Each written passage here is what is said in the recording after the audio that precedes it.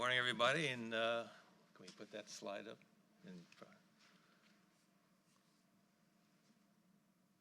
There we go. And that's what I'm all about. And not knowing what was coming before me. Oh, I hit the wrong button. There we go.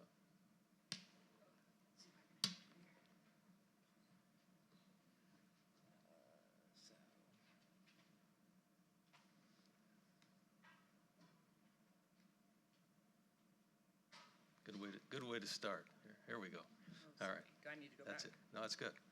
And this goes for Yep. So not knowing who was coming before me and so forth, I also put up a map of Route 66 here. This one is a more modernistic style, and you can grab in a nanosecond where it goes. You don't have to study the boundaries, including that little corner of Kansas right there. And I put this up for a quick reason. Route 66 began in 1926. November, it comes off the maps in June of 1985, a 60-year period. It would be that center 20 years from the mid-40s to the mid-60s. That would certainly be its heyday. And that coincides with the heyday of neon on Main Street as well. I wanted to make that point. Neon comes to the United States from France in 1923. In Los Angeles, it shows up. It's for the rich and famous in Las Vegas and so forth until the mid-40s, and that's when it makes its way to Main Street. So the heyday of both Route 66 and of neon is the same time. And hence we often see Route 66 called the Neon Highway. You heard Main Street of America earlier, you heard the Mother Road. The Neon Highway, it's got one more name. I'm surprised we haven't heard it yet here in Oklahoma, and that is the Will Rogers Highway, Oklahoma's favorite son. So that completes the four names. This is what I'm all about here this morning in terms of the presentation. We're going to talk about Grassroots neon sign restoration. And we'll talk about how it came about. It all starts with the Congress in 1999 when they created the Route 66 Corridor Preservation Program, and they created that program to preserve the rich and diverse culture and characteristics of that developing automotive era when we would see the invention of the driving vacation, when the journey was just as important a part of the trip as was the destination, when Route 66 meant by itself adventure and going somewhere. So to preserve that culture. Its primary feature, one of its primary features of that program was a cost-sharing program, 50-50 basically, and that would help the property owners of vintage properties to restore their properties, again, to preserve that culture that we talked about. One of the very first success stories, if not the first, in terms of using that grant funds, those grant funds which first became available in 2001, was the New Mexico Route 66 Association, led by Johnny Meyer, its president. They applied for and got a grant to restore 5 neon signs in 2001. And they did it in a big way because they followed that up with 4 more in 2002. And by the end of 2003, they had 9 restored neon signs along Route 66. That was quite an achievement that was noted by many people, including our own Missouri Route 66 Association. We took note of that. And we decided, the board decided there that in Missouri that we ought to do the same thing and kind of emulate that achievement in New Mexico and start restoring some neon signs in Missouri as well. And so they created the Neon Heritage Preservation Committee. That's a mouthful. I'll say NHPC from now on. And our purpose really was twofold. Number one was to take possession of the orphaned signs that no longer had a home, and to hold on to those with the intent of creating a neon park in the future. And I can say that that's actually taken off. We have about a handful of signs in our possession, and we've partnered with the Pulaski County Tourism Bureau as well as the City of St. Robert, and Beth Wiles is here with us today. She's part of that effort. So we got all the pieces in place, but we need that last thing, which is called funding, you know? So we're still working on that.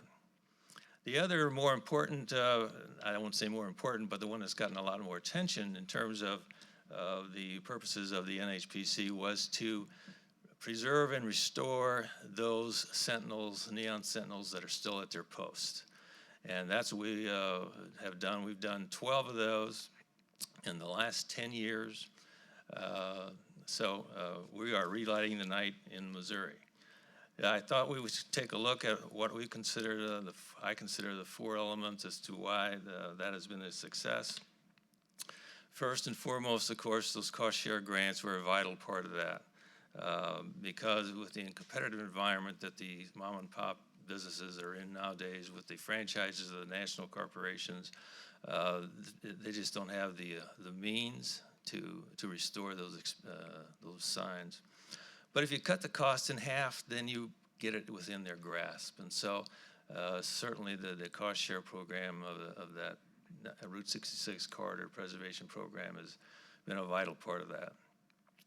Secondly, the professional expertise of Team Neon. And by the way, I'll come back to that in a second, but I don't mean to blow our own horn here, but just basically tell you the facts. When the NHPC was created in July 2006, it was at a board meeting. I remember it distinctly at one of the wineries in St. James. We were on the veranda of the second floor, and I walked up to the top of the steps, and the president met me and said, guess what? We're going to create this Neon Preservation Committee today, and you're going to be the chairman. Oh, really? There was no question mark after that. There was a period after that. So what I didn't do was get up and say, okay, I need some volunteers for some help on this. I didn't do that at that meeting or the next meeting either. What I did was I got my good buddy Bob Gale, who was just as interested in this as I was, and who also possessed some real marketing and public relations skills that we needed to make these projects happen. And the two of us then decided, well, we need 2 more talents. We need a historian, and so we went and got the best. We went and got Esley Hamilton, who was the preservation historian for St. Louis County. That was his job for 30 years, and just a real pro. And then we needed, of course, a neon consultant, and we found David Hudson. He would turn out also to be our restorationist. He owns a sign company. He not only has a sign company, he specializes in neon signs, and on top of that, he specialized in restoring old vintage neon signs. So bingo, that's the guy. So the 4 of us became the committee, and again, I point out that we didn't just go out and ask for volunteers. We recruited the talents we needed, and so the bottom line, I think the critical point is that we have on the committee 4 people who do or did, some retired, what they did in their professional life for a living. You know, you just can't beat that. That was exactly the formula we needed. Later on, we would be featured in, there's a St. Louis newspaper that every year puts out a Best of St. Louis Awards list. And in 2013, we got one of those. And in that article, they called us Team Neon, and that name has stuck ever since. It's sure a lot shorter than that long phrase. So another factor of our success was we were in the right place at the right time. The popularity of restoring vintage neon signs really took off around the year, right around the turn of the century. Whether that had to do with Johnny Meyer's brilliant effort or not, I'm not really sure.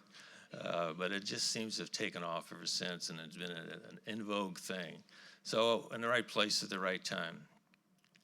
Lastly, another element was building partnerships at many levels, and we have done a substantial amount of that. Just knowing people in the right places at the right times really helps. And starting off the list, of course, the management of the corridor preservation program, Kaisa Barthuli right out there has been an indispensable aid in leading us through all those complexities of the grant program.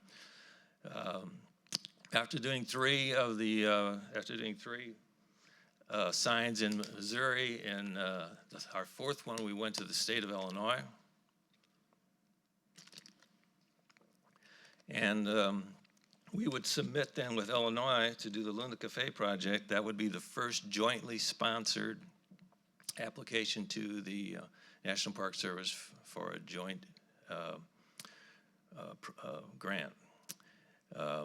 Then we also have a similar arrangement or close association with the folks to the west, Oklahoma, although we just haven't really found the right project there yet. Other Route 66 organizations, Friends of the Mother Road, were really helpful in our Luna Cafe project in Illinois. Also, the Scenic Byway program in Illinois, led by Bill Kelly, was very instrumental in laying the foundation for our chicken basket project there. The State Departments of Tourism in both states, State Department of Natural Resources, we know them, and especially the SHPO in Illinois has been, we've had a very good contact there. And whenever we're in any of the communities we're in, we certainly want to join hands with the Route 66 leadership in those affected communities. For example, the Laclede Society of, the Laclede County Route 66 Society in Lebanon, Missouri was very, we were close with them on the Munger Moss project. Also in Litchfield, the Litchfield Museum and Route 66 Welcome Center Association, that's a mouthful too. We worked very closely with them. And lastly, but not leastly for sure, the property owners themselves become our partners. Without them, we can't proceed or succeed in what we're going to do. So we have just a long list of partners that we have a good rapport with that are just really helpful in helping us to accomplish these tasks. So with that in mind, then, let's talk about the physical aspects of the sign restoration. There are basically 3 parts to the sign that you have to restore. But before you even get to that, there's 2 other things you need to consider. So 5 altogether. But these 2 first ones, before we even get to the sign, is to go out to the site and look at the site itself, the condition of the pole. You know, can you reuse the pole? What's the base? Is it cracked? Is it level or not? I mean, you look at all those conditions, and we're running, most of the time we have been using the pole. And you could have a different situation besides the pole, of course. You could have a structure that sits on top of a roof or on the side of a building. Most of the ones that we've done have been on poles. So you want to look at that. And then, of course, you want to, if you can, remove the sign from the pole, take it to the shop. It's so much better for financial reasons, weather reasons, for quality control reasons. 8 of the 12 we have done have been removed. 2 were just too big to move, and 2 were architectural projects on the sides of buildings, and it's pretty hard to move the building. And if you're going to remove the sign, you want to look for nearby obstacles, barriers. Like, for example, our Luna Cafe project, which was sat dead center between 2 telephone poles with telephone lines. So since it was sitting dead center, of course, the bottom of the swoop was right above the sign. And was it ever like 10 to 12 inches? And so that was a real challenge. So you'll want to look out for those. The other thing you need to look for is your electrical distribution out to the sign. Is the existing network still in contact and operational? A lot of them are, but some aren't. We're running about 50-50 on this. But even if you get that, a yes on that, does the voltage and amperage that it carries, will that meet the requirements of the new sign? So you got to get through those 2 hoops in order to use the existing network. Otherwise, you're going to have to install a new electrical distribution network. And that begins with a new junction box in the building and all the way out, and it's not cheap. Again, we're running about 50-50 on those, being able to use the old ones and the new ones. Okay, so those are 2 things we need to look for and review other than the sign itself. So we get to the sign itself, we get to the reconditioning. One of the first things we're going to do is recondition the metal cabinet. And the first thing you need to decide is it painted or is it porcelain enamel finish? Most people don't even know about a porcelain enamel finish, also called porcelainized steel, same thing. Almost all of ours are porcelain enamel finish because that's just the way most of them were done back in those days. And whoever invented that deserves an applause because that stuff is just about indestructible. It is really good stuff. So if you have a painted sign, you paint it. But if you have a porcelain enamel finish, you don't paint it. You polish it, okay? Now you'll have some cheap sign vendors who will come along and say, boy, that sign's really faded out, we'll paint it for you. Of course, the owner doesn't know any difference, says, sure, let's go ahead and paint it. Well, that'll last about as long as it takes for that guy to cash his check and get out of Dodge, because in about a year it's going to be peeling off. It doesn't adhere to porcelain. And then it's really ugly, okay, when part of it's peeling.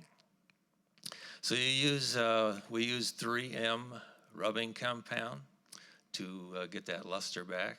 I should say 1 part 3M rubbing compound and about 9 parts good old elbow grease, okay? It's not like Windex, spray it on, wipe it off, and it's back. No, you're gonna need to do some rubbing, okay? So I'm gonna take you through an example here, I'm gonna see a series sequence for our Sunset Motel project. And here's the sign before it was restored, and of course there's junk hanging on it and some neon. What I want you to pay attention to, though, is the faded out color and the rust streaks. Also, the lighting conditions. This is a milky white sky, not real sunny. So this is what it looked like before we got to it. And after we put all that elbow grease and 3M rubbing compound in it, nothing happens here.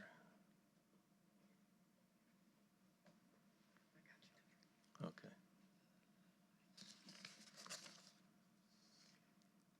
There we go. So that's what it looks like afterwards. Notice the color, saturation, and the clarity just by using rubbing compound. No paint, no magic elixirs. It's back. And it's really pretty. So next, what we'll do, and again, the point here about the lighting conditions, there's no sun here to bring out, okay, this is the same milky white lighting conditions that we had back here, okay? There's before, there's after. Just with rubbing down that enamel finish.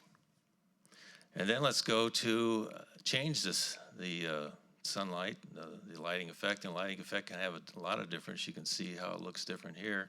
This is the Sunset Motel, right? So let's take a picture at sunset with that twilight gleam, with that orangey sky, okay? And then we'll just finish it out. This is what we came for in the first place. There's the glow of the neon. And one last shot. This is actually a neon scene. We didn't do just only the sign. We did the gables, and there's an entrance and an exit sign off the picture. I got one in the insert there. This is your quintessential Route 66 heyday pastoral motel. 12 units in a V, gables, neon signs. This is as good as it gets to recreate that feel. So from there, we are going to talk about remaking the neon tubing.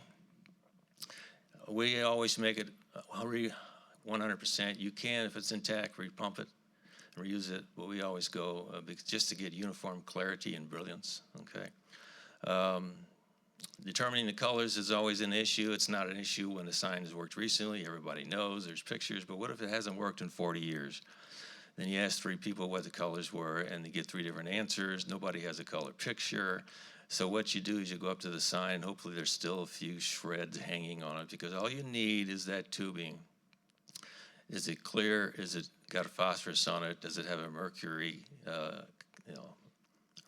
piece of mercury in it or not? All those things will tell the craftsman what the color was. And if there's nothing on the sign whatsoever, then what you do is get your gardening clothes on and your pair of gloves and a little bitty rake. You go down at the base of the pole and you do some scratching, and lo and behold, guess what you just might find in the grass down there, which is what we did at the Vic Suling.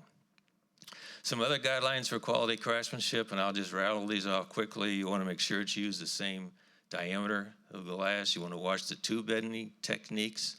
They're much more angular. the letters are stylish back in those days, as opposed to nice rounded ends, and that's easy to do.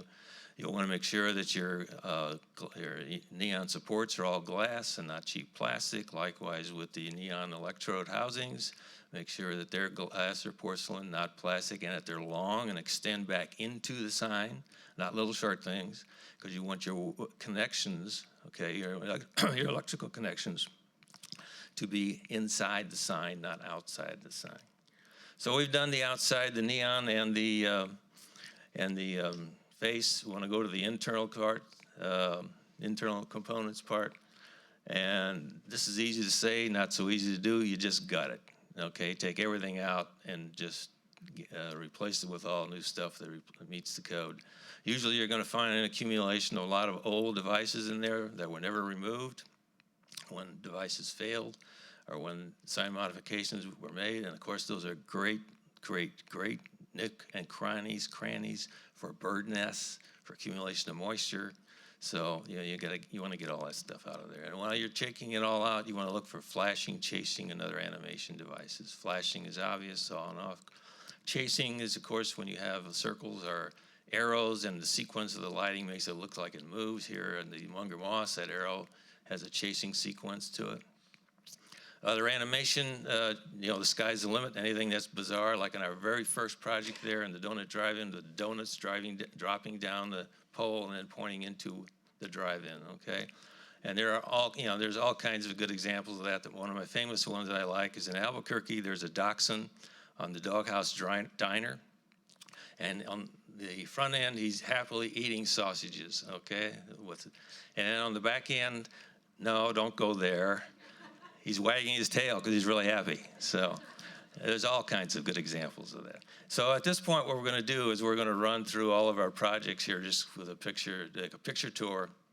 These are two of them, right, obviously. Let's start out in Illinois and go up from there. The Luna Cafe, there's the whole scene. Close up of the man on the moon, the famous man on the moon. We put him back. The sign itself. And there's a close-up of the moon and the cherry in the glass. And I have to tell you as fast as I can that they used to tell us that when the cherry was lit up, certain activities were available upstairs. And when it wasn't, they weren't. And for every one person that told us that was true, there was another person who said it was a myth. And so we obviously find out when David restores the sign, you got to have a separate circuit, right? Turn that dude on. So when he took it apart, he found no separate circuit. And the Vexuling sign, when this sign stood there for 40 years, abandoned and neglected. How it stood there that long, I do not know. Pretty bad shape, but when we got done with it after this, it looked like that. And it was yellow, not white, because all of the yellow had faded away. And then a couple more, the Chicken Basket up in Chicago, and then back down to St. Louis, the Crestwood Bowl with the pin and the bowling ball. And I love this one at St. Clair, the former Skylark Motel from 1952 to 78.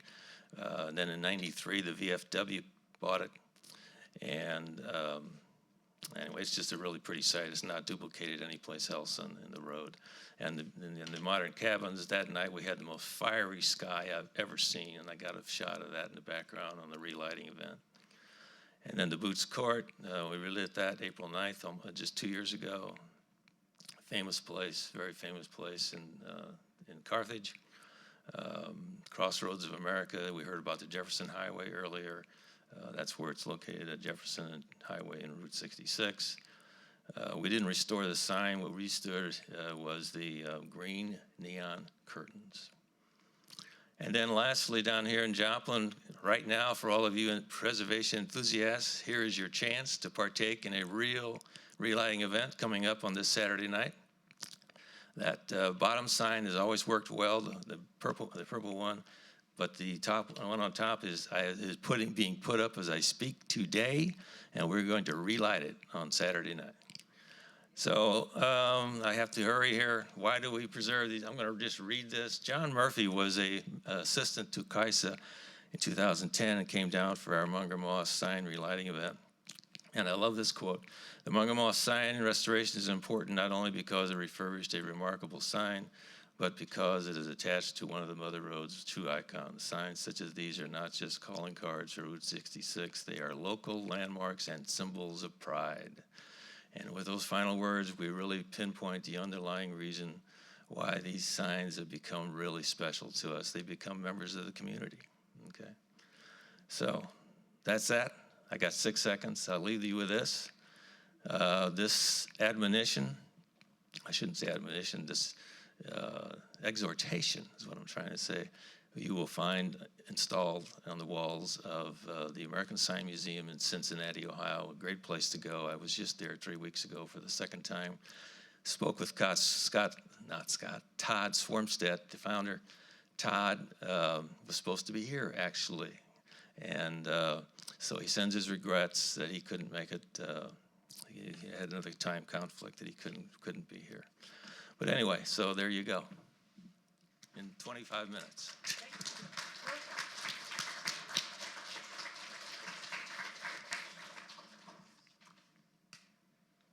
Could have added a lot more stories in there, but it just didn't have the time. Are there questions? Yes, Kaisa.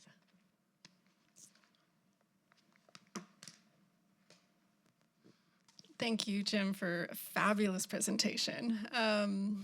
Fantastic. But, you know, I've been receiving and fielding phone calls about the high cost of operating and maintaining neon for a lot of property owners along Route 66. And I would just like to note that it is an ongoing challenge in terms of, you know, once, you know, just even coming up with the resources to get them restored and then the ongoing maintenance. I was talking with the owner of the Rock Cafe in Stroud, Oklahoma, and she was saying it costs her about $12,000 a year to maintain and run her neon sign, which can be really cost prohibitive for people. And so I hope that municipalities might rise up to the task someday of having funds available to help maintain the neon landscape within their communities or nonprofit organizations. There are also, you know, challenges of property owners wanting to use LED lighting instead of neon. Which is another important preservation question to be talking about. Many would argue that you know, if using LED really removes the artistry and the craftsmanship and the original, you know, character-defining aspect of the neon. So, anyway, just some thoughts that I would share. I don't know what the hell's happening here. I didn't hear the question in there. Was there a question? There was no question. There was, oh, well, I do have one. The entrance sign at the Sunset Motel, Yes. those were low to the ground, and there was concern about vandalism and, of course, hail. And so there was some plexiglass put around them to be a deterrent to damage. Do you know how that has worked or not worked? I think it's worked pretty well. There's a name for that. Begins with an L. Can't think of it right now. But I think it's worked pretty well because you know, that Sunset Motel is located in a location, you know, in the country where it can be dark, and there can be some issues with vandalism, even with cars throwing rocks up just from the tires. And but I've not heard any complaints from the owner about it, that he doesn't like it. If anything, it's worked out. Yeah. In fact. Yes. I'm loud enough. So I know the Munger Moss is for sale right now, and are there any protections for these signs that you've restored? Well, one of the things to get the grant, one of the things they have to do is to sign an agreement that they will maintain it for 10 years. Now, I don't know how much legal weight that actually holds, but they have agreed to maintain it for 10 years, and also if someone else buys the property to encourage them to maintain it also for that 10-year period. So that's about the limit of what I know in terms of. Do you know if anyone's bought it? I don't think so. I don't think so. One last question, Amy.